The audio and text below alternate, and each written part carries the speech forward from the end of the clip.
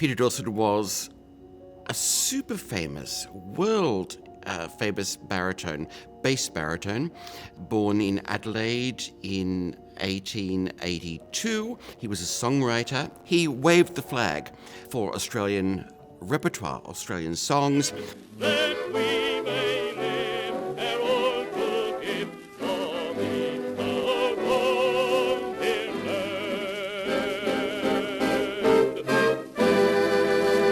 I think at the age of 17, he joined the local church choir, and the conductor of the choir, who was also a singing teacher, noticed this quite loud bass baritone voice coming from one of the singers and encouraged him to take up some lessons.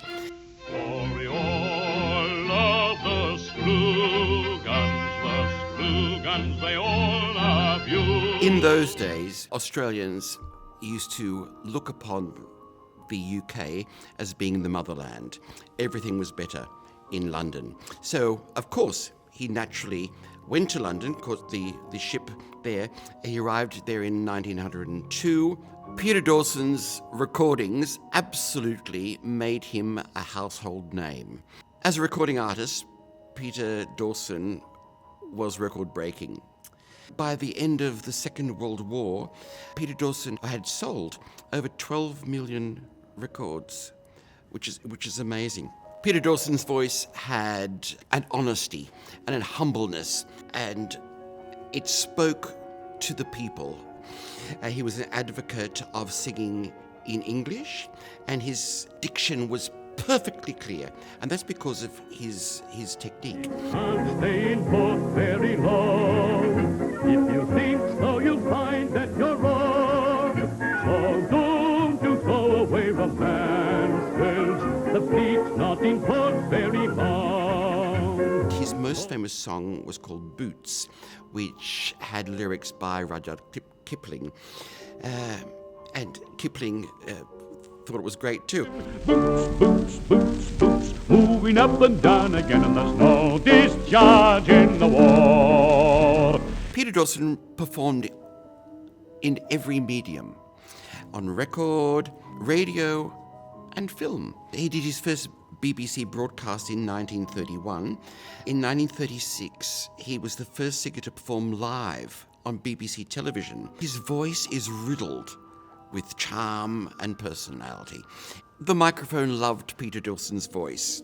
In 1958, he went to London for the last time to record a number of songs with the London Symphony Orchestra, which included a fantastic recording of Clancy of the Overflow.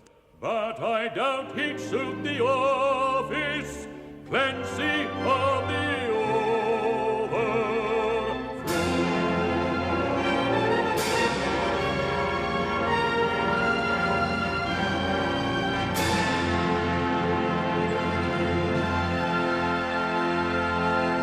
Dawson's voice lasted over 50 years, and it remained the same.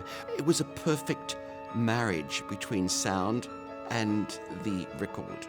The last time he performed was a radio broadcast in 1961 from the Adelaide Town Hall.